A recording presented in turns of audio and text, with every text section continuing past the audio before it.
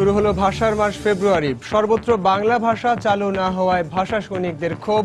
নীতি নির্ধারণী পর্যায়ের উদাসীনতাকেই দায়ী করছেন শিক্ষাবিদরা। বাঙালির প্রাণের উৎসব অমর একুশে গ্রন্থমেলা শুরু হচ্ছে আজ। চাইলে লেখক ও ব্লগার সহ সবার নিরাপত্তা দেওয়া হবে, জানালেন আইজিপি।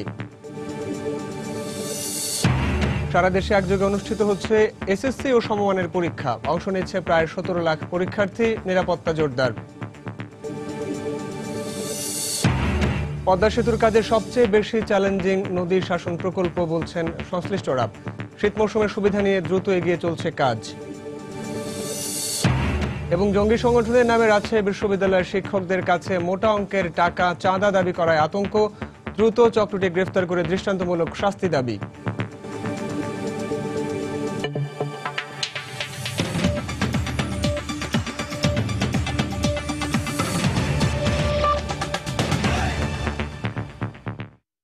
সংবাদের সঙ্গে আছি আমি সাইফুল রুদ্র। আবার এলো ভাষার মাস ফেব্রুয়ারি। বিশ্বব্যাপী মাতৃভাষার অধিকার আদায়ের এক ঐতিহাসিক কাল। 1952 সালের এই মাসেই ভাষার জন্য রক্ত ঢেলে বাঙালি অর্জন করেছে তার প্রাণের ভাষা। মহান ভাষা আন্দোলনের মাধ্যমে বাংলা রাষ্ট্রভাষার মর্যাদা পেলেও সর্বস্তরে বাংলা ভাষার ব্যবহার শুধুমাত্র কাগজে কলমেই রয়ে গেছে। সাংবিধানিকভাবে বাংলা ভাষা ব্যবহারের বাধ্যবাধকতা থাকলেও রাষ্ট্রের গুরুত্বপূর্ণ ক্ষেত্রে এখনও বাংলা ভাষা ব্যবহার হচ্ছে না। রাষ্ট্রের নীতি নির্ধারণী পর্যায়ের উদাসীনতার জন্যই সর্বস্তরে বাংলার প্রচলন করা সম্ভব হয়নি বলে অভিমত শিক্ষাবিদদের। বিস্তারিত তানিন মেহেদির রিপোর্টে। নানা আয়োজনের মধ্য দিয়ে প্রতি বছর 21শে ফেব্রুয়ারি আন্তর্জাতিক মাতৃভাষা দিবস পালন করা হয়। সারা দেশে সাড়ম্বরে শ্রদ্ধা জানানো হয় ভাষা সৈনিকদের, স্মরণ করা হয় ভাষা আন্দোলনের শহীদদের। তবে বাংলা ভাষার মর্যাদা প্রতিষ্ঠার যে চেতনা নিয়ে ভাষা আন্দোলন হয়েছিল, সেই চেতনা আজও উপেক্ষিত। উচ্চ আদালত, উচ্চ শিক্ষা সহ রাষ্ট্রের গুরুত্বপূর্ণ স্তরে বাংলা ভাষা ব্যবহার না হওয়ায় ক্ষুব্ধ ভাষা সৈনিকরা। এই আন্দোলন যে উদ্দেশ্য লক্ষ্য নিয়ে করা হলো তার আংশিক অর্জিত হয়েছে। ভাষা আন্দোলনের সংশ্লিষ্ট যারা এখনো বেঁচে আছে তারা কেউই চায়নি যে মাতৃভাষা এইভাবে অবহেলিত হোক। ওই যে আমার পূর্বপুরুষ রাজভাষা ইংরেজি বিদেশি ঔপনিবেশিক ভাষাতে শিক্ষা গ্রহণ করে এসছে, সেটার থেকে আমি আর পরিশ্রম করে দূরে সরব, এটা ইচ্ছাটা নাই।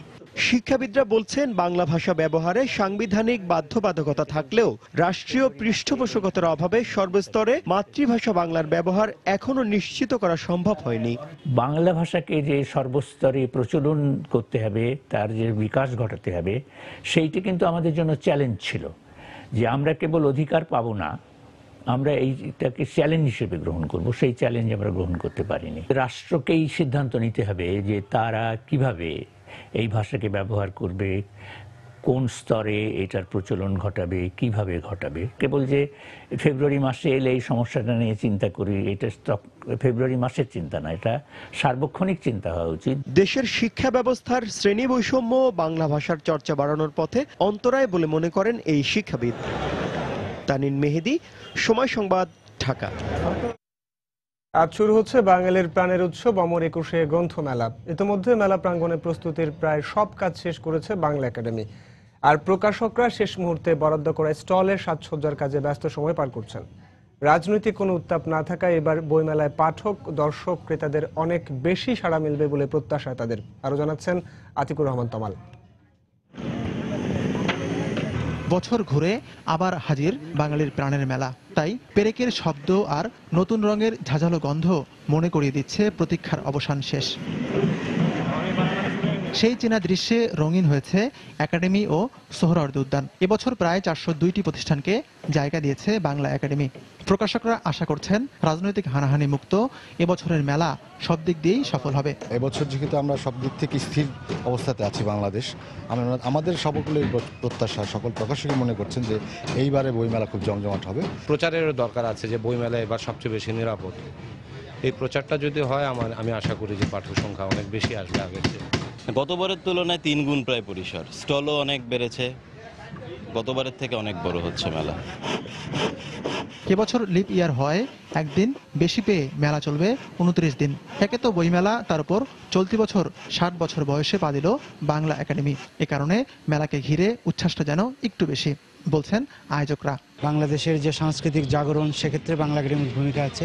বাংলা একাডেমির যে বুদ্ধিবৃত্তিক বিকাশ, সেক্ষেত্রেও বাংলা একাডেমির ভূমিকা আছে। তো আমরা সেই জিনিসটাকে, বাংলা একাডেমির যে অবদান, সেটা আমরা মনে করি সমগ্র জাতি ভালোবাসার সাথে, সম্মানের সাথে সেটা স্বীকার করে।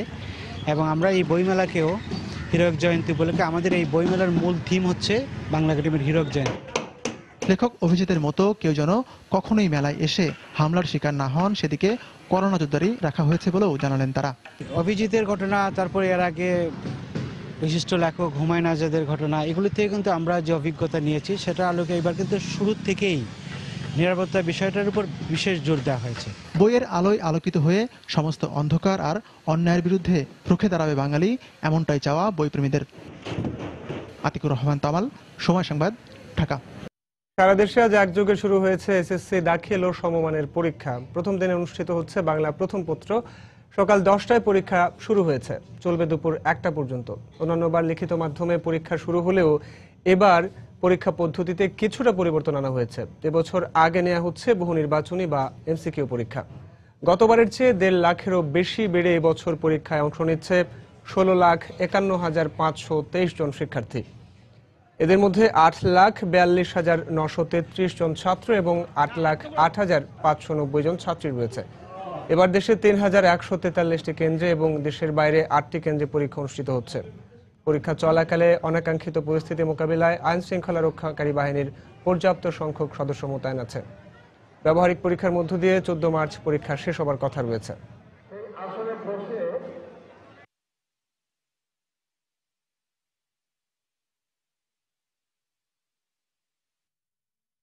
দর্শক, এই মুহূর্তে সিলেটের দি এইডেড হাই স্কুলে আছেন রিপোর্টার ইকরামুল কবির এবং রাজশাহীর পিএন বালিকা উচ্চ বিদ্যালয়ের রিপোর্টার রাকিবুল হাসান। বরিশাল জেলা স্কুলে আছেন ফিরদাউস সোহাগ। সরাসরি চলে যাচ্ছি তাদের কাছে। প্রথমে যাচ্ছি ইকরামের কাছে। ইকরাম, ধন্যবাদ সাফিন।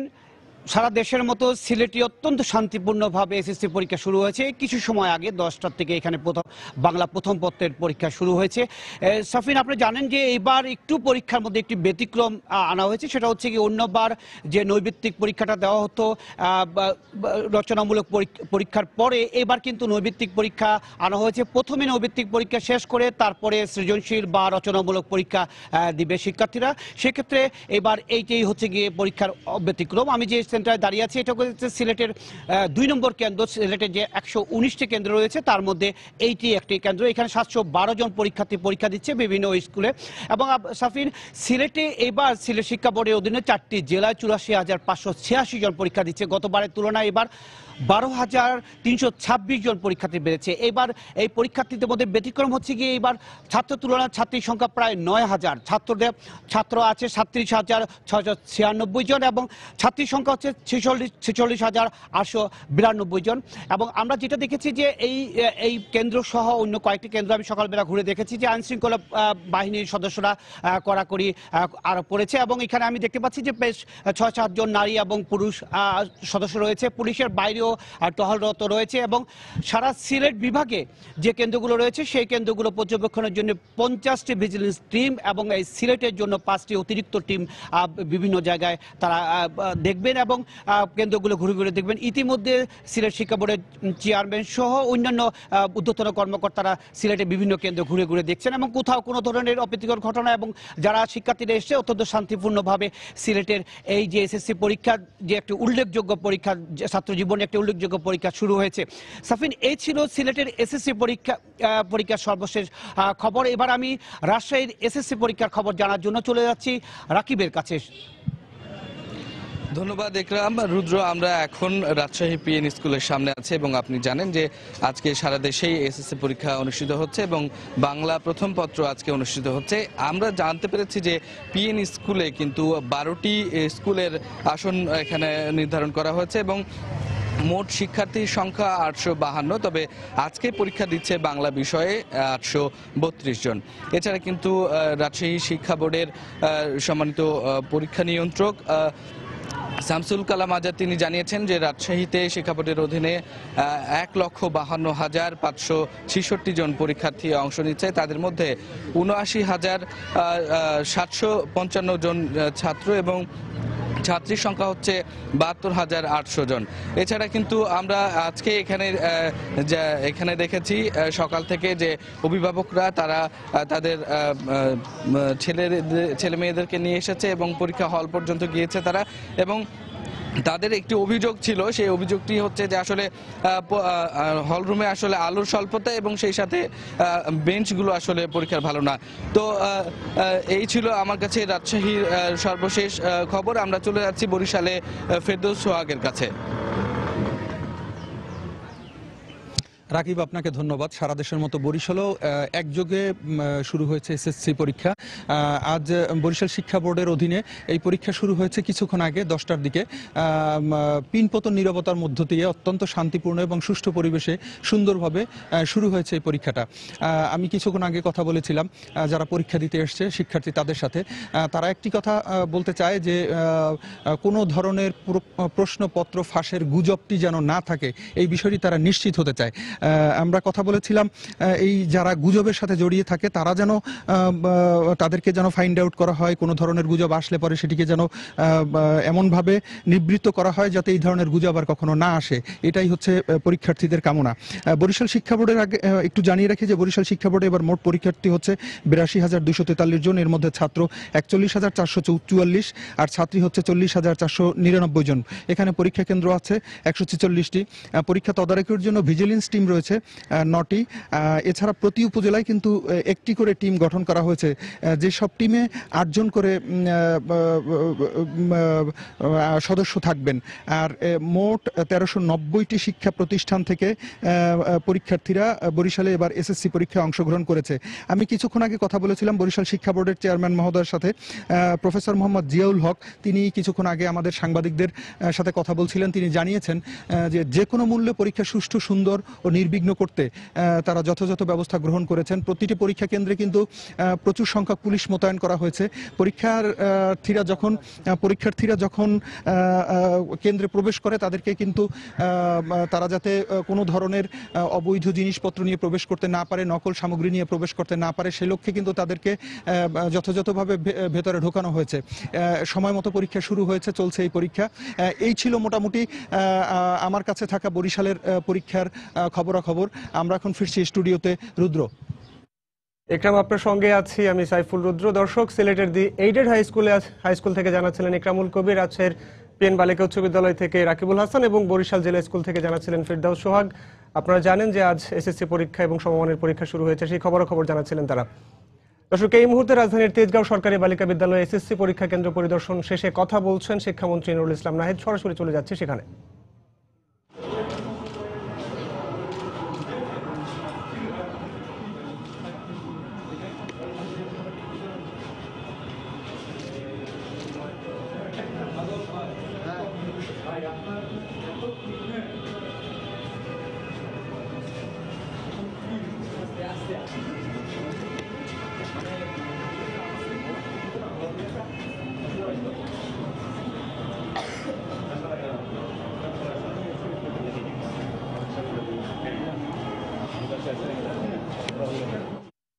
দর্শক, রাজধানীর তেজগাঁও সরকারি বালিকা বিদ্যালয়ে এসএসসি পরীক্ষার কেন্দ্র পরিদর্শন করছেন শিক্ষামন্ত্রী নুরুল ইসলাম নাহিদ।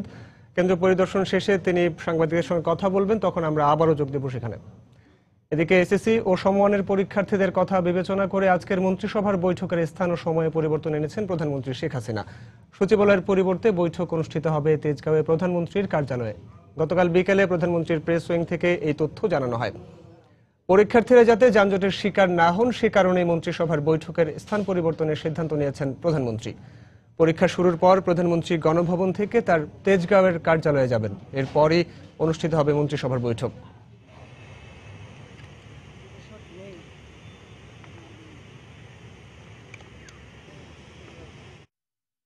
বাংলাদেশ যেমন সহস্রাব্দ উন্নয়ন লক্ষ্যমাত্রা বা এমডিজি অর্জন করে বিশ্বকে তাক লাগিয়েছিল, তেমনি টেকসই উন্নয়ন লক্ষ্য অর্জনেও অগ্রণী ভূমিকা পালন করবে বলে মন্তব্য করেছেন প্রধানমন্ত্রী শেখ হাসিনা। গতকাল বিকেলে রাজধানীর সোনারগাঁও হোটেলে বাংলাদেশ সংসদ আয়োজিত সাউথ এশিয়ান স্পিকার সামিটে তিনি একথা বলেন। এ সময় তার সরকার তামাক নিয়ন্ত্রণে কঠোরভাবে কাজ করছে বলে মন্তব্য করেন প্রধানমন্ত্রী। এ সময় বাংলাদেশের বিভিন্ন খাতের উন্নয়নের চিত্র তুলে ধরে প্রধানমন্ত্রী বলেন, 2040 সালের মধ্যে দেশ থেকে তামাকের ব্যবহার সম্পূর্ণ নির্মূল করতে কাজ করছে সরকার। জাতিসংঘ ঘোষিত সহস্রাব্দ উন্নয়ন লক্ষ্যমাত্রা বা এমডিজির পর এবারের বৈশ্বিক লক্ষ্য হল টেকসই উন্নয়ন লক্ষ্যমাত্রা বা এসডিজি অর্জন। আর উন্নয়নের ধারা বজায় রেখে পরিবর্তনের এই ধারণাকে বাস্তবায়ন করতে এই প্রথম ঢাকায় বসল দক্ষিণ এশীয় দেশগুলোর স্পিকারদের সম্মেলন। প্রতিটি দেশে টেকসই উন্নয়ন লক্ষ্যমাত্রা বাস্তবায়নে সংসদের গুরুত্বপূর্ণ ভূমিকা থাকায় আয়োজন করা হয় এবারের সম্মেলন। বাংলাদেশ সহ 7টি দেশের স্পিকারদের আলোচনায় প্রাধান্য পায় আঞ্চলিক সহযোগিতা, সুশাসন, অধিকার ও নিরাপত্তা বিষয়ক ইস্যুগুলো।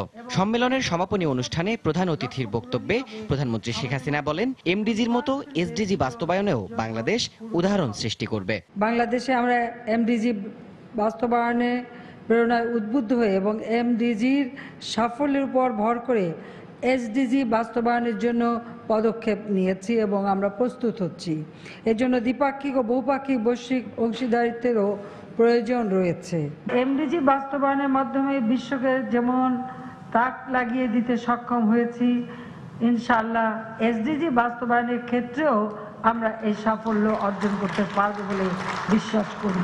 বর্তমান সরকার জনস্বাস্থ্য উন্নয়নে গুরুত্ব দিয়ে কাজ করছে উল্লেখ করে প্রধানমন্ত্রী বলেন, 2040 সাল নাগাদ বাংলাদেশে তামাকের ব্যবহার শূন্যের কোঠায় আনতে কাজ করছে সরকার। 2030 এজেন্ডা হচ্ছে একটি সম্মিলিত পথ পরিক্রমা।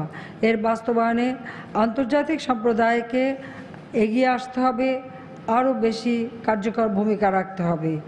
আশা করি 2040 সালের পূর্বেই বাংলাদেশ থেকে তামাকের ব্যবহার নির্মূল করা সম্ভব হবে। এছাড়াও আগামীতে সব চ্যালেঞ্জ মোকাবেলা করে বৈশ্বিক উন্নয়ন ত্বরান্বিত করতে তিনি দক্ষিণ এশিয়ার সব দেশকে একসাথে কাজ করার আহ্বান জানান। বাংলাদেশে এটাই। দেবাশিস রায়, সময় সংবাদ, ঢাকা। সময় সংবাদে আরও থাকছে। বখারীদের দফায় দফায় হামলা ও হুমকিতে পরিবার সহ পালিয়ে বেড়াচ্ছে বগুড়ার 2 শিক্ষার্থী। ধরাছোঁয়ার বাইরে মূল অভিযুক্তরা পদক্ষেপ নেওয়ার আশ্বাস পুলিশের। পদ্মা সেতুর নির্মাণ কাজের অগ্রগতি নিয়ে প্রতি মাসের 1 তারিখে আমরা বিশেষ রিপোর্ট প্রচার করে থাকি। তারই ধারাবাহিকতায় আজ থাকছে পদ্মা সেতু প্রকল্পের কাজের অগ্রগতি নিয়ে রিপোর্ট। পদ্মা সেতুর কাজে সবচেয়ে বেশি চ্যালেঞ্জিং মনে করা হচ্ছে নদী শাসন প্রকল্পকে। শীত মৌসুমের সুবিধা নিয়ে এ কাজে গতি আনতে চাইছেন সংশ্লিষ্টরা। বিশেষজ্ঞরা বলছেন, এই কাজে সাফল্য পেলে নদীর গতিপথ নিয়ন্ত্রণের পাশাপাশি পদ্মার 2 কূলকে ভাঙনের হাত থেকে রক্ষা করা সম্ভব হবে। পদ্মা সেতু এলাকায় ঘুরে এসে রিপোর্ট করেছেন এহসান জুয়েল, ছবি তুলেছেন সাইফুল ইসলাম। নদীতে ফেলার আগে গুণগত মান পরীক্ষা করা হচ্ছে ব্লকে। সিনোহাইড্রোর নিজস্ব ইয়ার্ডে পুরো নদী শাসন প্রকল্পের জন্য তৈরি করা হচ্ছে 7.5 কোটি ব্লক। ইট, বালু ও সিমেন্টের মিশ্রণ প্রক্রিয়াজাত করে প্রতিদিন তৈরি করা হচ্ছে 20,000 কনক্রিটের ব্লক। পরে সেগুলোকে নিয়ে যাওয়া হচ্ছে ইয়ার্ডের খোলা জায়গায়, জড়ো করা হচ্ছে নদী শাসন প্রকল্পে ব্যবহারের জন্য। মাওয়া এন্ডে কাজ করা এবং একটা ট্রায়াল সেকশন করা জাজিরা এন্ডে। তো মাওয়া এন্ডের কাজ অলরেডি শুরু হয়ে গেছে। আমরা কাজ শুরু করেছি। ড্রেজিংয়ের জন্য কিছু পাইপ লেআউট পাইপ লেইংয়ের কাজ চলতেছে, আর ওই এন্ডে আমাদের ড্রেজিং চলতেছে ট্রায়াল। আমরা আন্ডার ওয়াটার স্লোপ করার জন্য কিছু ট্রায়াল করছি, সেগুলো আমরা প্রায় 3টা করে ফেলেছি। পদ্মায় প্রতি সেকেন্ডে প্রবাহিত হয় সর্বোচ্চ 1,40,000 ঘনমিটার পানি। বর্ষায় প্রমত্তা এই নদী এখন কিছুটা শান্ত, তাই এই সুযোগে প্রতিদিন ফেলা হচ্ছে শত শত বালুভর্তি জিও ব্যাগ। বড় নৌকায় বালু নিয়ে আসা হচ্ছে মাঝ নদীতে, আর সেখানে নদী শাসনের জন্য আনা 5টি বড় বার্জে বস্তা ভরাট করা হচ্ছে ডাম্পিং এর জন্য। গত মৌসুমে অন্তর্বর্তীকালীন কাজের অংশ হিসাবে 125 কেজি ওজনের জিওব্যাগ ফেলা হলেও এবার মূল কাজে ব্যবহার করা হচ্ছে 800 কেজি ওজনের জিওব্যাগ।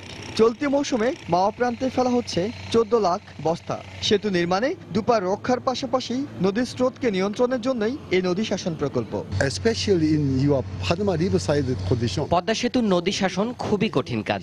এখানকার নদীতে যে স্রোত প্রবাহিত হয় তা বিশ্বের যে কোনো নদীর চেয়ে বেশি। এই অবস্থায় নদী শাসনের কাজ হয়ে গেলে পদ্মার 2 কূল রক্ষা করা সম্ভব হবে। প্রয়োজনীয় সার্ভে শেষে আমরা কাজ এগিয়ে নিচ্ছি। মাওয়া প্রান্তে 1.5 কিলোমিটার এবং জাজিরা প্রান্তে প্রায় 11 কিলোমিটার দীর্ঘ এলাকায় নদী শাসন করা হবে। নভেম্বর থেকে মে পর্যন্ত পুরো সময় জুড়ে চলবে এই কাজ। সেতু নির্মাণের আগে ও পরে নদীর গতিপথ যাতে বাধা হয়ে উঠতে না পারে, সেজন্যই এই নদী শাসন প্রকল্প। আর এই কাজটি সুষ্ঠুভাবে সম্পাদন করা গেলেই সেতুর ঝুঁকি অনেকাংশে কমে আসবে বলে মনে করছেন বিশেষজ্ঞরা। এহসান জুয়েল, সময় সংবাদ, মুন্সিগঞ্জ। দর্শক, রাজধানীর তেজগাঁও সরকারি বালিকা বিদ্যালয়ে এসএসসি পরীক্ষা কেন্দ্র পরিদর্শন শেষে কথা বলছেন শিক্ষামন্ত্রী নুরুল ইসলাম নাহিদ। সরাসরি চলে যাচ্ছে সেখানে। হয়নি এবং আমরা পরীক্ষা শেষ হওয়ার 60 দিনের মধ্যে ফলাফল প্রকাশ করি, তাতেও কোনো ব্যত্যয় হয়নি। এবার ইনশাল্লাহ হবে না, আমরা যথাসময়ে পরীক্ষার ফলাফল দেব। তাতে ছেলে মেয়েদের একটা হিসাব থাকে, লেখাপড়া করবার একটা রুটিন আমরা মেনটেন করতে পারি এবং বেশি সময় আমরা কাজে লাগাইতে পারি এবং সকলেই প্রস্তুত থাকে। কারণ আগে আমরা বাজার থেকে বই কিনতে 2 মাস 3 মাস 4 মাস লাগতেও সবাই ধরেই নিত যে কয়েকটা মাস তো এমনি যাবে। আজকে সেরকম আর সময় নষ্ট হয় না, 1 তারিখ থেকে বই পায়, 1 তারিখ থেকে ক্লাস শুরু হয়। তো আজকে আমাদের যে পরীক্ষা শুরু হচ্ছে সেটা 8ই মার্চ শেষ হবে তাত্ত্বিক অংশ, আর প্র্যাকটিক্যাল পরীক্ষা শুরু হবে তার পরের দিন থেকে, অর্থাৎ 9 মার্চ থেকে 14ই মার্চ পর্যন্ত। তারপরে আমরা ফলাফল দেব 60 দিনের মধ্যে, এতে কোনো সন্দেহ নাই ইনশাল্লাহ। আমাদের সব প্রস্তুতি যেরকম আছে সেভাবেই। তো এই পরীক্ষাটি আমাদের শিক্ষা জীবনের বলতে পারেন সবথেকে গুরুত্বপূর্ণ পাবলিক পরীক্ষা। ওই অর্থে যে আপনি আর যাই পড়েন, উচ্চতর শিক্ষায় যান, চাকরিতে যান, ভর্তি হইতে যান, সবখানে আপনাকে এসএসসি সার্টিফিকেট দেখবে। এখানে যে পরিমাণ ডিটেলস থাকে অন্য কোথাও থাকে না। এখানে আপনার বয়স থাকে, আপনার পরিচিতি থাকে, আপনার বাবা মার নাম থাকে, সব কিছু থাকে, যা অন্যখানে থাকার দরকার হয় না। এজন্য এটা একটা মৌলিক বিষয় আমাদের সকলের জন্য। আর বলতে পারেন যে প্রথম পাবলিক পরীক্ষা, যদিও আমরা পিএসসি বা জেএসসি এগুলো পাবলিক পরীক্ষা সেই অর্থে না, এগুলো জাতীয় পরীক্ষা। কারণ সব ছেলে মেয়েদেরকে ধরে রাখবার জন্য যারা গ্রামে গঞ্জে তাকেও চিন্তা করে দেখেন, তা তো এরকম না। এবং আমাদের এখন শিক্ষার্থীর সংখ্যা গত 6 বছরে দ্বিগুণ হয়েছে। আমরা শুরু করেছিলাম বই দেওয়ার সময় প্রথম তখন আমাদের শিক্ষার্থীর সংখ্যা ছিল 2,60,00,000 কম। এইবার আমরা বই দিয়েছি 4,44,00,000 বেশি। প্রথমবার বই দিয়েছিলাম 19.5 কোটি, এইবার আমরা দিয়েছি 33,37,00,000 বেশি। সুতরাং বুঝতেই পারেন এই নতুন যে জেনারেশন, তাদের প্রায় সকলেই এখন স্কুলে আসছে, টিকে থাকতেছে এবং ধরে রাখবার আমরা চেষ্টা করতেছি। যদিও এখন আমাদের অনেক বেশি বড় চ্যালেঞ্জ এখনও আছে এবং তারাও এগিয়ে আসছে। এখন যে নতুন ছেলেমেয়েরা আসছে তাদের প্রায় শতভাগ, নতুনদের কথা বলছি, যারা আগে আসতো না, তাদের পরিবারের প্রথম সন্তান, ওই পরিবারের আর কেউ ইতিপূর্বে কখন লেখাপড়া করে নাই। তাই তারা বাড়িতে যে স্নেহ মমতা কিংবা পড়বার উৎসাহটা তাদের ভাষায় পায়, কিন্তু স্কুলে শিক্ষা লাভ করে একজন মা যে সুযোগটা নিতে পারেন সেটা হয়তো পারেন না। তারপরও আজকে এই পরীক্ষা দিচ্ছে। আজকে আমাদের মোট পরীক্ষার্থীর সংখ্যা আমরা আগেই জানিয়েছি, সেটি হলো 16,51,523 জন। তো এটাতে আমাদের দেখা যাচ্ছে যে এই বছর 2টা সিগনিফিকেন্ট বিষয় আমি উল্লেখ করতে পারি। একটা হচ্ছে যে আমাদের মেয়েদের সংখ্যা ছেলেদের চেয়ে এইবার পরীক্ষায় অনেক বেশি বেড়েছে। মেয়েদের বৃদ্ধিটা হচ্ছে 92,663 জন নতুন পরীক্ষা দিচ্ছে এই বছর।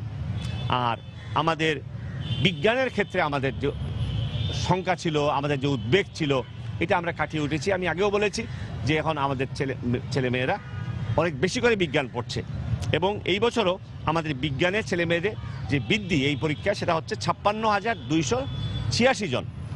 গতবার দেখেছেন আমরা যে ফলাফল দিলাম জেএসসি, সেখানেও কিন্তু বিজ্ঞানের ছেলেমেয়েরা বেশি অংশগ্রহণ করছে, বেশি পাশ করছে সংখ্যায়ও এবং হারের দিক থেকেও। যার ফলে এই পরীক্ষাটা আমরা এইভাবেই দেখছি যে আমাদের বিভিন্ন ইন্ডিকেটর বলেন বা বিভিন্ন যেসব সূচক বলেন, সেগুলোর পরিমাপে আমাদের শিক্ষার মান, বিজ্ঞান পড়া, এগিয়ে যাওয়া, এটা অগ্রসর হচ্ছে। যদিও আমাদের সামনে সবচেয়ে বড় চ্যালেঞ্জ হলো মান বৃদ্ধি করা। এটা রাতারাতি কোনো দুনিয়া কেউ করে নাই। 500-700 বছর ধরে উন্নত পুঁজিবাদী দেশগুলোতে পরীক্ষাগুলোতে আমরা প্রশ্নপত্র ফাঁস নিয়ে খুব বেশি কথা হয়েছিল। আপনি লাস্ট ব্রিফিংয়ে বলেছেন যে এটা এবছর সে ধরনের কোনো থাকবে না, আপনি সেই নিশ্চয়তা দিয়েছেন। এখন পর্যন্ত আমরা দেখতে পাচ্ছি যে আজকে সেরকম কোনো হয়নি। তার মধ্যেও ছোট ছোট করে বিভিন্ন এইটা তো হচ্ছে। তো এটা রোধ করতে আপনারা আসলে বিশেষ কোনো পদক্ষেপ নিয়েছেন কিনা? দেখেন, একবারই আমাদের এসএসসি এইচএসসির পরীক্ষার মধ্যে এইচএসসির পরীক্ষার প্রশ্ন ফাঁস হয়েছিল। কিছু লোক এটাকে ধরে রাখছে এবং প্রতি বছরই মনে করছে না আউট হচ্ছে। তখন আমরা একটা হাই লেভেল ইনকোয়ারি করি। আমাদের বর্তমান সচিব মহোদয় তখন আমাদের শিক্ষা মন্ত্রণালয়ের এডিশনাল সেক্রেটারি ছিলেন, প্রশাসনের মুহূর্তের দায়িত্বে অর্থাৎ সবচেয়ে গুরুত্বপূর্ণ কর্মকর্তা ছিলেন। তার নেতৃত্বে আমরা ইনকোয়ারি করেছি এবং করে যে তথ্য বের করেছি সেগুলো অনুসারে আমরা আইনি সংস্থাগুলোকে ব্যবস্থা নিতে বলেছি। 1, 2 নম্বর হলো যে তারা প্রথম সাজেশন দিয়েছিলেন আমাদেরকে যে আমরা একটা সুপার টেকনোলজি করে ফেলতে পারি। আমরা এখন টিপলাম বোতাম, সব সেন্টারে প্রশ্ন চলে গেল। আমাদের দেশে সেই রকমের ব্যবস্থা এখনও গড়ে ওঠেনি। তাতে দেখা যাবে যে আরও বেশি বিড়ম্বনা হয়ে যাবে। কারণ নদী ভাঙনের অঞ্চল, পাহাড়ি অঞ্চল, থানচিতে আমি এখন যে কারেন্ট আছে কিনা আমি জানবো কী করে? বাস্তবতাটা এই। দ্বিতীয়টা ওনারা কতগুলো যে সাজেশন দিয়েছিলেন সেগুলো হলো যে এই এক্সিস্টিং যে সিস্টেম, তার মধ্যে আমরা কতগুলো পরিবর্তন নিয়ে আসবো। কিছু পরিবর্তন আনবো যেগুলো কাউকে আমরা বলবো না। দ্বিতীয়ত কেন যেন যাতে কেউ বুঝতে না পারে যে কোন দ্বারা জিনিসটা হচ্ছে। তৃতীয়ত আমাদের এই প্রশ্ন তৈরি এবং প্রশ্ন ছাপিয়ে বের করা পর্যন্ত, স্কুল পৌঁছানো পর্যন্ত অনেকের জানার মধ্যে থেকে যেত, সুযোগ ছিল। এইটা একদম কমাতে কমাতে আমরা অতি লিমিটেড 1-2 জনের মধ্যে নিয়ে আসছি। তাও বলতে পারবো না কোন প্রশ্নটা আসবে। এবং মন্ত্রী, সচিব কিংবা বোর্ডের চেয়ারম্যান কিংবা কন্ট্রোলার কারোর পক্ষেই সম্ভব না কি প্রশ্ন আসছে জানা। তাহলে কি স্যার আমরা যে ব্যবস্থাগুলো নিয়েছি সেইখানে আমরা আগের চেয়ে ওই পদ্ধতিটাকেই আরও অনেক বেশি পোক্ত করেছি, যেখানে আমাদের সকল আইন শৃঙ্খলা বাহিনী, সকল গোয়েন্দা সংস্থা, আমাদের কমিটির মেম্বার আমরা নিয়মিত মিটিং করি, আপনারাও অনেক সময় থাকেন, সেখান থেকে আমরা মনিটর করি। যেখান থেকে প্রশ্ন আউট হইতে পারে, 1 নম্বর হলো আমাদের বিজি প্রেস, এটাকে আমরা এখন এনশিওর করছি যেখান থেকে আউট হওয়ার সম্ভাবনা এখন প্রায় নাই। এই কারণে এটা একটা বড় আমাদের অ্যাচিভমেন্ট। এবং সেইখানে যারা প্রশ্নের সাথে সম্পৃক্ত হবেন তাদেরকে তো সব কিছু কাপড় চোপড় খুলে রেখেই ভর্তি দেওয়া হয়, আবার ফিরে আসেন। এবং প্রশ্ন যখন তার সামনে দিয়ে পাস করে যাবে, কারোর সামনে 1 মিনিটের বেশি এই প্রশ্ন থাকবে না। তাই কারোর পক্ষে প্রশ্ন মুখস্থ করাও সম্ভব না। এবং অটোমেটিক প্যাকেট হয়ে বেরিয়ে আসবে। ওই জেলার ডেপুটি কমিশনার, ডিসি, পুলিশ বাহিনী পাঠাবেন, ম্যাজিস্ট্রেট পাঠাবেন, তারা প্রেস থেকে বুঝে নিয়ে যাবে, তার হেফাজতে রাখবেন, পরীক্ষার দিন আধা ঘন্টা আগে সেন্টারে নিয়ে এসে বুঝিয়ে দেবেন। এছাড়া আমরা নানা কৌশলে নানা ধরনের প্রশ্ন তৈরি করে এমনভাবে আমরা সবাইকে কনফিউজ করে দিই যে কেউ আপনার সামনে পড়লেও আপনি বুঝতে পারবেন না যে কোনটা আমরা ছাপাচ্ছি, কোনটা আমরা ছাপাচ্ছি না, বা ছাপাইলেও কোনটা দিয়ে পরীক্ষা দিচ্ছি। যার ফলে আমাদেরকে এগুলো করা ছাড়া কোনো উপায় নেই, কারণ আমাদের বাস্তবতা হলো সব কিছু ম্যানুয়াল। এবং এখানের মধ্যে নানা ধরনের অসৎ লোক থাকে, তারা লোপ পেয়ে গেছে, টাকার ব্যবসা করে সরকারের বিরুদ্ধে এটা প্রচার করতে পারে। তো সেই হিসাবে আমরা যে ব্যবস্থা নিয়েছি তাতে আমি বলেছি যে তাতে আমরা আশাবাদী যে মোটামুটি প্রশ্ন এখন আর ফাঁস করা সম্ভব না। আমরা প্রথমবার যখন ফাঁস হয় আমরা কিন্তু আমি সবাইকে ফোন করছি প্রথম যে আপনারা স্কুলে একটু দেন যে কালকে পরীক্ষাটা বন্ধ। এরপরে যে 2টা প্রশ্ন আউট হয়েছিল সেটা আমাদের তারিখ বদলাইতে হয় নাই, কারণ আমাদের সামনে গ্যাপ ছিল। তাই গ্যাপে আমরা প্রশ্ন ছেপে দিয়ে দিয়েছি, সবাই ভাবছে বোধহয় আমরা আর বদলাইনি। আমরা কেন জানতে দিব সবাইকে যে ওই প্রশ্ন ফার্স্টে বসেছিল সেই বসেছিল। এক কথা বল দর্শক, আজ থেকে শুরু হয়েছে এসএসসি ও সমমানের পরীক্ষা। এর তাত্ত্বিক অংশ চলবে 8 মার্চ পর্যন্ত এবং 9 থেকে 14 মার্চ পর্যন্ত চলবে ব্যবহারিক পরীক্ষা। এরপরই যথাযথ অন্যান্য সময়ের মতো দ্রুততম সময়ের মধ্যে ফলাফল ঘোষণা। আর তেজগাঁও সরকারি বালিকা উচ্চ বিদ্যালয়ের এসএসসি পরীক্ষা কেন্দ্র পরিদর্শন শেষে এমনটি জানালেন শিক্ষামন্ত্রী নুরুল ইসলাম নাহিদ। গেল 1 বছরে জঙ্গি সংগঠনের নামে রাজশাহী বিশ্ববিদ্যালয়ের শিক্ষকদের কাছে মোটা অঙ্কের টাকা চাঁদা দাবি করায় আতঙ্কিত হয়ে পড়েছেন তারা। দ্রুত এই চক্রটিকে গ্রেফতার করে দৃষ্টান্তমূলক শাস্তি দাবি করেছেন শিক্ষক সমাজের নেতারা। অবশ্য আইন শৃঙ্খলা বাহিনীর সদস্যরা বলছেন চক্রটিকে ধরতে তৎপর রয়েছেন তারা। বিস্তারিত জানাচ্ছেন সাইফুর রহমান রকি। পূর্ব বাংলা কমিউনিস্ট পার্টি, লাল বাহিনী, সর্বহারা, জেএমবি সহ বিভিন্ন জঙ্গি সংগঠনের নামে মুঠোফোনে রাজশাহী বিশ্ববিদ্যালয়ের শিক্ষকদের কাছে মোটা অঙ্কের টাকা চাঁদা দাবি করছে একটি চক্র। গেল 1 বছরে চক্রটি প্রায় 30 জন শিক্ষককে টাকা না দিলে পরিবার সহ হত্যার হুমকি দিয়েছে। এতে নিরাপত্তাহীনতায় ভুগছেন হুমকির শিকার হওয়া শিক্ষকেরা। এক ম্যাডাম রুমের মধ্যে কান্নাকাটি করছিল, সে ভয়ে বাইরে হতে পারছিল না এবং তার বাইরে হওয়ার সঙ্গে সঙ্গে জবাই করা হবে, এরকম প্রতিনিয়ত এই ধরনের হুমকি আসতেছে এবং আমরা আতঙ্কিত। কেন রাজশাহী বিশ্ববিদ্যালয়ের শিক্ষকদেরকে হুমকি দিচ্ছে, এটা করা দরকার। এবং আইন শৃঙ্খলা রক্ষাকারী বাহিনীর এটা দায়িত্ব, কিন্তু তারা খুব একটা গুরুত্ব দেয়নি এবং তারা এই ব্যাপারে ইনভেস্টিগেট করেনি। এই অবস্থায় বিশ্ববিদ্যালয়ের শিক্ষার সুষ্ঠু পরিবেশ ফিরিয়ে আনতে হুমকিদাতা এই চক্রটিকে দ্রুত আইনের আওতায় আনার দাবি জানিয়েছেন শিক্ষক প্রতিনিধিরা। আমরা প্রতিনিয়ত একটা চাপের মধ্যে থাকছি, আমাদের ব্যক্তিগত জীবন, পারিবারিক জীবন এবং আমাদের কর্মজীবন আমাদের বেশ ক্ষতির সম্মুখীন হচ্ছে। এদিকে এখনো চক্রটির কাউকে গ্রেপ্তার করতে না পারলেও শিক্ষকদের সার্বিক নিরাপত্তা দেওয়ার কথা জানালেন পুলিশের এই ঊর্ধ্বতন কর্মকর্তা। শিক্ষকদেরকে আমরা এটা নিশ্চয়তা দিচ্ছি যে তারা যে এলাকায় যাবে সেখানে তাদের নিরাপত্তা প্রদান করব এবং পুলিশ এ ব্যাপারে তৎপর আছে এবং গুরুত্ব দিয়ে এই বিষয়টা তদন্ত করে দেখছে। হুমকি পাওয়ার পর প্রাণের ভয়ে অনেকে বিষয়টি চেপে গেলেও এ পর্যন্ত থানায় জিডি করেছেন 10 জন শিক্ষক। সাইফুর রহমান রকি, সময় সংবাদ, রাজশাহী। তুচ্ছ ঘটনা নিয়ে কথা কাটাকাটির জের ধরে অন্তঃসত্ত্বা এক নারীকে জিআরপি পুলিশ বেধড়ক পিটিয়েছে বলে অভিযোগ পাওয়া গেছে। গতকাল চাঁপাইনবাবগঞ্জের আমনুরা স্টেশনে এই ঘটনা ঘটে। স্বজনদের অভিযোগ, বেলা 11টার দিকে আত্মীয় স্বজনদের আনতে স্টেশনে যান কুলসুম নাহার ও তার ছোট ভাই। স্টেশন থেকে বের হয়ে যাওয়ার সময় তাদের দুজনের কাছে টিকিট না পেয়ে দায়িত্বরত জিআরপি পুলিশ কুলসুমের ছোট ভাইকে মারধর করে বলে অভিযোগ করেন স্বজনরা। এ সময় বাধা দিতে গেলে মেটাল ডিটেক্টর দিয়ে কুলসুমকে মারধর করলে ঘটনাস্থলেই জ্ঞান হারান তিনি। পরে গুরুতর আহত অবস্থায় তাকে চাঁপাইনবাবগঞ্জ হাসপাতালে ভর্তি করা হয়। অবস্থার অবনতি হলে কুলসুমকে রাজশাহী মেডিকেল কলেজ হাসপাতালে স্থানান্তর করা হয়।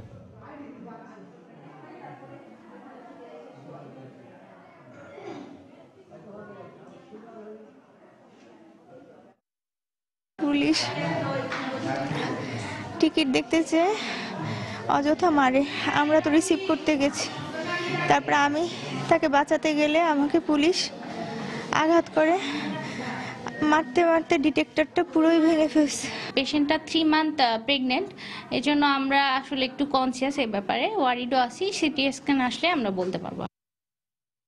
বখাটেদের দফায় দফায় হামলা ও হুমকিতে বাড়ি ঘর ছেড়ে পরিবার সহ পালিয়ে বেড়াচ্ছে বগুড়ার 2 শিক্ষার্থী। এই ঘটনায় দুজনকে আটক করা হলেও এখনো ধরাছোঁয়ার বাইরে মূল অভিযুক্তরা। এদিকে 2 শিক্ষার্থীর মধ্যে একজন এসএসসি পরীক্ষার্থী হওয়ায় তার নিরাপত্তা নিয়ে শঙ্কিত স্বজনেরা। তবে তার নিরাপত্তায় সব ধরনের পদক্ষেপ নেওয়ার আশ্বাস পুলিশ প্রশাসনের। মাজিদুর রহমানের তথ্য, রবিউল ইসলামের তোলা ছবি নিয়ে ডেস্ক রিপোর্ট। কয়েক মাস আগে বগুড়া সদর উপজেলার এক এসএসসি পরীক্ষার্থীকে বিয়ের প্রস্তাব দেয় স্থানীয় আতাউর রহমানের ছেলে রাব্বি। একই সাথে 7ম শ্রেণীতে পড়ুয়া তার ফুফাতো বোনকেও বিয়ের প্রস্তাব দেয় রাব্বির বন্ধু আকুল। কিন্তু এ প্রস্তাব প্রত্যাখ্যান করায় গত 5 জানুয়ারি 2 শিক্ষার্থীর বাড়িঘরে হামলা চালায় রাব্বি, আকুল ও তাদের সহযোগীরা। এরপর দফায় দফায় চালানো হামলায় কয়েকটি ককটেল বিস্ফোরণ ও লুটপাটের ঘটনা ঘটে। এতে আতঙ্কিত হয়ে গত 20 দিন বাড়িঘর ছেড়ে পালিয়ে বেড়াচ্ছে 2 পরিবারই। বেটার বই ঘরের মধ্যে দৌড়ে সান্দাসে ষোলোকার পরে ঢুকে দিল না, তো ছেলেকে এর থেকে লাত্তিতে ভেঙে ষোলো কিলে গেলেন ব্যাটারি। ছেলেগুলো খাল যাওয়াচ্ছে, মেয়ে করে ছেলে করে কয়দিন পড়ে ছবি, তারপর গাড়ি তারপর শেষ করবো, পায়খানা করাবো, সবাই মায়ের বিয়ের লেখারি করে। এদিকে এখনো মূল অভিযুক্তরা আইনের আওতায় না আসায় তাদের নিরাপত্তা নিয়ে শঙ্কিত এলাকাবাসী ও স্কুল কর্তৃপক্ষ। হয়তো আমরা কই নামাই না, আমরা বাড়াই না, আজকে আমার ছেলেরা তালা লাগে কি করবো না, গাও খাল থর। এই সমস্ত বখাটেদের ছেলেপেলেদের জন্য, তাদের জন্য আমি নিন্দা জানাই, ঘৃণা জানাই। তবে ভুক্তভোগীদের নিরাপত্তায় কার্যকর পদক্ষেপ নেওয়া হয়েছে বলে জানালেন পুলিশের এই কর্মকর্তা। যেভাবে যেন পরীক্ষার জন্য কোনো ব্যাঘাত না ঘটে, দরকার আমি পুলিশ পরিষদ দিয়ে তাদেরকে পরীক্ষার ব্যবস্থা করতে চাই। আর আকুলকে গ্রেপ্তারের জন্য আমি বিভিন্ন সোর্স নিয়োগ করেছি। এই ঘটনায় বগুড়া সদর থানায় রাব্বি ও আকুল সহ 7 জনের বিরুদ্ধে মামলা দায়ের করা হয়েছে। সময় সংবাদ, বগুড়া। সময় সংবাদে আরো থাকছে। 50 বছরের মধ্যে মিয়ানমারে গণতান্ত্রিক সরকারের অধীনে সংসদ অধিবেশন শুরু। এবারই সংসদ সদস্যদের ভোটে প্রেসিডেন্ট নির্বাচিত হবেন। চট্টগ্রামে আজ থেকে মিটারে সিএনজি অটোরিকশা চলাচল বাধ্যতামূলক করা হয়েছে। এই মুহূর্তে নগরীর টাইগার পাস মোড়ে আছেন রিপোর্টার কমল দে। সরাসরি চলে যাচ্ছি তার কাছে। কমল। ধন্যবাদ রুদ্র। বন্দরনগরী চট্টগ্রামে সিএনজি চালিত অটোরিকশা যে মিটারে চলাচলের যে বাধ্যবাধকতা জারি করেছিল সড়ক পরিবহন মন্ত্রী ওবায়দুল কাদের, আমরা দেখেছি প্রথম দিনে তা অনেকটা অকার্যকর। কারণ আপনারা জানেন যে চট্টগ্রামে এখন পর্যন্ত মিটারে কোনো সিএনজি চলাচল করছে না। এক্ষেত্রে পুলিশের পক্ষ থেকে যে অভিযান চালানোর কথা, তাও কোনো অভিযান চালানো হয়নি। আপনি জানেন যে চট্টগ্রামে বৈধ সিএনজি অটোরিকশার সংখ্যা হচ্ছে 13,001টি এবং অবৈধ রয়েছে প্রায় তার চেয়েও বেশি। এক্ষেত্রে সিএনজিগুলিতে মিটারে চলাচলের ব্যাপারে কিন্তু গতকাল সর্বশেষ প্রথম একবার সময় দেওয়া হয়েছিল, ডিসেম্বর মাসে বলা হয়েছিল জানুয়ারির 1 তারিখ থেকে এটা মিটারে কার্যকর হবে, কিন্তু পরবর্তীতে 1 মাস সময় বাড়ানো হয় এবং তা নির্ধারণ করা হয়েছিল ফেব্রুয়ারি 1 তারিখ। গতকালকে চিটং চেম্বার অফ কমার্সের এক অনুষ্ঠানের মধ্যে ওবায়দুল কাদের প্রধান অতিথি হিসেবে উপস্থিত ছিলেন এবং তিনি সেখান থেকে ঘোষণা দিয়েছিলেন 1 ফেব্রুয়ারি থেকে মূলত সব ধরনের সিএনজিকে তার মিটারে চলাচল করতে হবে। এক্ষেত্রে আমরা সকালে বিভিন্ন স্থানে ঘুরে দেখেছি, এখন পর্যন্ত আমি যতটুকু বলতে পারবো 95% সিএনজিতে কোনো মিটার নেই এবং 1-2টি সিএনজি যে মিটার দেখা গেছে তা সবগুলি নষ্ট। এবং আর কয়েকদিন পরে তারা বারবার লাগাচ্ছেন এবং ক্যালিব্রেশন করছেন, এর ফলে তারা কোনো সুফল পাচ্ছে না, যে কারণে তারা মিটার লাগানোর প্রতি আগ্রহ পাচ্ছে না। অপরদিকে কথা বলেছিলাম পুলিশ কর্মকর্তাদের সাথে। মাঠ পর্যায়ে যারা পুলিশ কর্মকর্তারা তারা বলছেন যেহেতু এখন এসএসসি পরীক্ষা চলছে, যদি সকাল থেকে অভিযান চালাতে হয় তাহলে কিন্তু এসএসসি পরীক্ষার কিছুটা সমস্যা হবে, আর এই কারণে তারা কোনো অভিযান চালাচ্ছে না। অপরদিকে ঊর্ধ্বতন পুলিশ কর্মকর্তারা বলছেন তারা এখন পর্যন্ত তেমন কোনো নির্দেশনা পাননি। যদি নির্দেশনা পান তাহলে তারা সেই অনুযায়ী ব্যবস্থা নেবেন। অর্থাৎ বলা যায় সিএনজি মিটারে চলাচলের যে বাধ্যবাধকতা জারি করা হয়েছিল প্রথম দিনে তা অকার্যকর হয়ে পড়েছে। আমরা কথা বলেছিলাম সিএনজি চালকদের সাথে, সিএনজি চালকরা বলছেন তারা এখন পর্যন্ত কোনো নির্দেশনা পাননি যে মিটার লাগাতে হবে। অপরদিকে তারা বলছেন বারবার তারা মিটার লাগাচ্ছেন কিন্তু মিটারগুলো নষ্ট হয়ে যায় এবং সর্বশেষ যেসব নষ্ট মিটার ছিল সেগুলো 1 থেকে 1,500 টাকা ঠিক করা হলো, এটা 2-1 দিন পর আবার নষ্ট হয়ে যায়। এছাড়া বারবার তাদেরকে যেহেতু সিএনজির দাম বাড়ছে এবং ভাড়া ক্যালিব্রেশন করতে হয়, সেই ক্যালিব্রেশন তাদেরকে নানা জটিলতা পোহাতে হয়। এই কারণেই কিন্তু তারা আর আগ্রহ দেখাচ্ছেন না এই মিটার চলাচলের ব্যাপারে। অপরদিকে যাত্রীরা বলছেন তারা কোনো সুস্পষ্ট তারা নীতিমালা জানে না, কত মিটার কত জায়গায় যেতে হবে, সেই জন্য তারাও আগ্রহ দেখাচ্ছে না মিটার চলাচলে। অর্থাৎ এখন পর্যন্ত আমি যেটা বলতে পারি চট্টগ্রামের 99% 95% মিটার সিএনজিতে কোনো মিটার নেই। তো এখন পর্যন্ত বলা যায় এই ছিল আমার কাছে যে চট্টগ্রামের সিএনজি এখন পর্যন্ত কোনো সিএনজি মিটারে চলাচল করছে না। ধন্যবাদ কমল। দর্শক, চট্টগ্রামে আজ থেকে মিটারে সিএনজি অটোরিকশা চলাচল বাধ্যতামূলক করা হয়েছে, আর সেই খবর জানাচ্ছিলেন টাইগারবাস মোড় থেকে আমাদের সহকর্মী কমল দে। ভারত সহ প্রতিবেশী দেশ ভুটান ও নেপালের সাথে ট্রানজিট কার্যকর এবং আঞ্চলিক সড়ক যোগাযোগের BBIN চুক্তি বাস্তবায়িত হলে স্থলবন্দরগুলোর মাধ্যমে বাণিজ্য অনেক বাড়বে। তাই গুরুত্বপূর্ণ কয়েকটি স্থলবন্দরের উন্নয়নের পাশাপাশি সিলেট ও পার্বত্য জেলায় 4টি সহ নতুন 12টি স্থলবন্দর নির্মাণের উদ্যোগ নেয় সরকার। তবে ব্যবসায়ীরা বলছেন এতে প্রত্যাশিত সুফল মিলবে না যদি স্থলবন্দরগুলো দিয়ে নির্দিষ্ট পণ্য আমদানি রপ্তানির নিয়ন্ত্রণ বহাল রাখা হয়। আরো জানাচ্ছেন হাজারা শিউলি। আমদানি রপ্তানি বাণিজ্যকে গতিশীল করতে 2002 সালে অবকাঠামো উন্নয়ন করে 10টি গুরুত্বপূর্ণ শুল্ক স্টেশনকে স্থলবন্দরে রূপান্তর করে সরকার। এছাড়া বিভিন্ন সময়ে আরো 12টি শুল্ক স্টেশনকে স্থলবন্দর করার পরিকল্পনা করা হয়। স্থলবন্দরগুলোর মধ্যে 3টি ছাড়া বাকিগুলো দিয়ে শুধু ভারতের সাথে বাণিজ্য হয়। তবে BBIN চুক্তি ও ট্রানজিট বাস্তবায়ন হলে স্থলবন্দরগুলোর কার্যক্রম ও আয় অনেক বাড়বে বলে মনে করছেন সংশ্লিষ্টরা। তাই বেনাপোল এবং নেপাল ও ভুটানের নিকটবর্তী দুটি স্থলবন্দরের অবকাঠামো উন্নয়নের পাশাপাশি নতুন ঘোষিত স্থলবন্দরগুলো নির্মাণের প্রক্রিয়া শুরু করেছে কর্তৃপক্ষ। কানেক্টিভিটির মূল ফোকাস কিন্তু বাংলা বান্দা এবং বুড়িমারি। তো এই জন্য আমরা এই দুটোকে এখন আধুনিকায়নের জন্য বিশেষভাবে আরো আমরা নজর দিচ্ছি। ওয়ার্ল্ড ব্যাংকের অর্থায়নে যে 4টি প্রকল্প নতুনভাবে আমরা নিয়েছি, 2টা হলো হিল এরিয়ায়, একটা হচ্ছে থেগামুখ রামগড় আর শেওলা সিলেটের। এর পাশাপাশি আমাদের যে অন্যান্য বন্দরগুলো আছে সেগুলোরও আমরা আপগ্রেডেশন চাচ্ছি। তবে ব্যবসায়ীরা বলছেন কোন কোন স্থলবন্দরের মাধ্যমে শুধু রফতানি ও কোনটির মাধ্যমে শুধু আমদানির বাধ্যবাধকতা বহাল রাখলে অবকাঠামোগত এসব উন্নয়ন থেকে প্রত্যাশিত সুফল মিলবে না। সকল পণ্য অবাধিতভাবে যে আমদানি করার যে সুযোগ রয়েছে আগার স্থলবন্দর দিয়ে ওই সুযোগ নাই, সীমিত আকারের পণ্য আমদানি করার সুযোগ আছে। সেই জন্য আমরা এই ভারত থেকে অনেক চাহিদা থাকা সত্ত্বেও আমাদের ওই যে এসওর জন্য বা নন টেরিফ বাধার জন্য আমরা মাল আমদানি করতে পারতেছি না। রিকোয়েস্ট যেসব বন্দরগুলো সুন্দরভাবে ম্যান্ড হয়ে গেছে, তৈরি হয়ে গেছে, সেখানে পূর্ণ স্থলবন্দর হিসেবে দিতে হবে, যাতে যে কোনো জিনিস আমি এখান থেকে আমদানি করতে পারবো এবং যে কোনো জিনিস আমি রপ্তানি করতে পারবো। বর্তমানে 5টি স্থলবন্দর সরকারি ও 5টি বেসরকারি ব্যবস্থাপনায় বিল্ড অপারেট ট্রান্সফারের ভিত্তিতে পরিচালিত হচ্ছে। এসব স্থলবন্দর থেকে বছরে গড়ে 70 কোটি টাকা আয় করে কর্তৃপক্ষ। হাজারি শিউলি, সময় সংবাদ, ঢাকা। টাঙ্গাইল শহরের পাশ দিয়ে বয়ে যাওয়া এক সময়ের খরস্রোতা লৌহজং নদী এখন মৃতপ্রায়। প্রভাবশালীরা অবৈধভাবে বাড়িঘর ও দালানকোঠা নির্মাণ করায় নদীটি সরু খালে পরিণত হয়েছে। আর অবস্থার জন্য জেলা প্রশাসনের উদাসীনতাকে দায়ী করেছেন স্থানীয় জনপ্রতিনিধি সহ এলাকাবাসী। অবশ্য অবৈধ সব স্থাপনা উচ্ছেদ করে শিগগিরই নদীটি রক্ষা করা হবে বলে জানিয়েছেন জেলা প্রশাসক। কাদের তালুকদারের পাঠানো তথ্য ও রাশেদ খানের ছবি নিয়ে ডেস্ক রিপোর্ট। ময়লা আবর্জনা ও কচুরিপানার কারণে একসময়ের খরস্রোতা লৌহজং নদীটি দেখে বোঝার উপায় নেই যে এটি নদী না খাল। টাঙ্গাইল শহরের পাশ দিয়ে বয়ে যাওয়া এই নদীটি ড্রেজিং না করায় নাব্য হারিয়ে এখন মরা খালে পরিণত হয়েছে।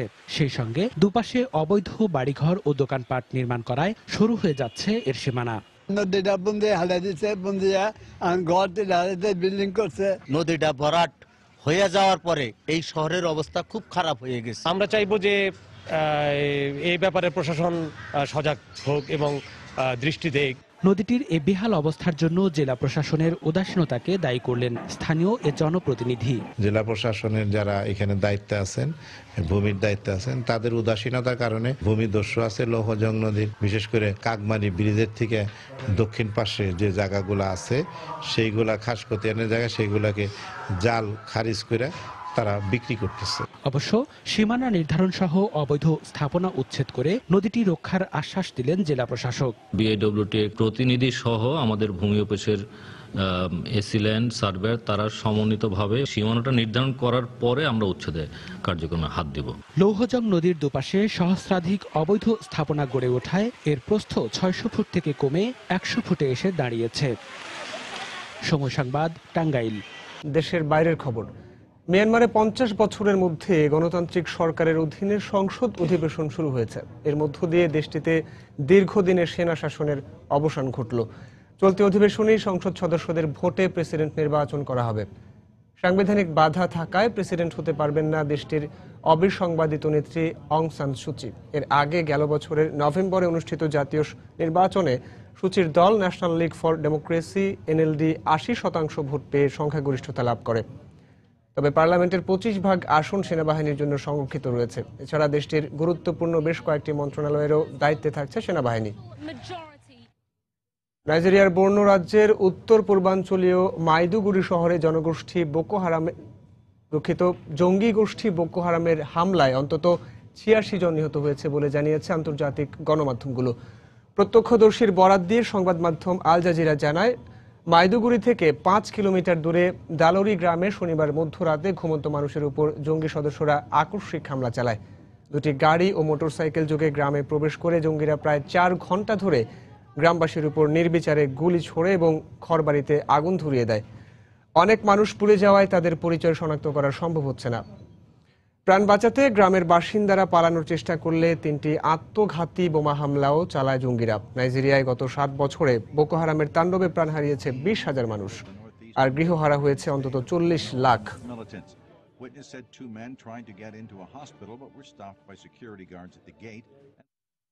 খেলার খবর, লা লিগার খবর।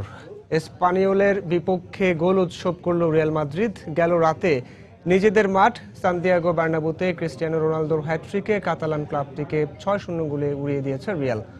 তবে বড় জয় পেলেও লিগ টেবিলে পরিবর্তন আসেনি জিদানের দলের। 22 ম্যাচে 47 পয়েন্ট নিয়ে তিনেই থাকলো লস ব্লাঙ্কোসরা। নিজেদের শেষ ম্যাচে রিয়াল বেতিসের বিপক্ষে ড্র করে পয়েন্ট হারানোর সঙ্গে শিরোপার 5 এ পর্যায়ে শীর্ষ সংবাদগুলো জানিয়ে দিচ্ছে আরও একবার।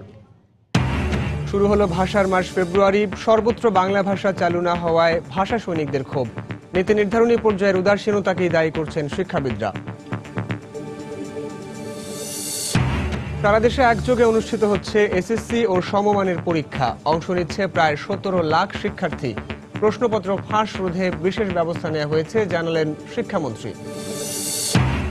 পদ্মা সেতুর কাজের সবচেয়ে বেশি চ্যালেঞ্জিং নদী শাসন প্রকল্প বলছেন সংশ্লিষ্টরা। শীত মৌসুমের সুবিধা নিয়ে দ্রুত এগিয়ে চলছে কাজ। এবং জঙ্গি সংগঠনের নামে রাজশাহী বিশ্ববিদ্যালয়ের শিক্ষকদের কাছে মোটা অঙ্কের টাকা চাঁদা দাবি করায় আতঙ্ক। দ্রুত চক্রটি গ্রেফতার করে দৃষ্টান্তমূলক শাস্তি দাবি। এ ছিল এখনকার মতো। যে কোনো খবর পেতে ভিজিট করুন সময়নিউজ.tv। যে কোনো বাংলা লিংক, রবি ও সিডিসেল নম্বর থেকে সময় সংবাদের খবর, অনুষ্ঠান সম্পর্কে জানতে এবং যে কোনো তথ্য সময় সংবাদকে জানাতে ডায়াল করুন 1624 নম্বর। এছাড়া এইমাত্র পাওয়া খবর আপনার মোবাইলে পেতে SMS করুন *SN লিখে পাঠিয়ে দিন 1624 নম্বরে। সঙ্গে থাকুন সময়।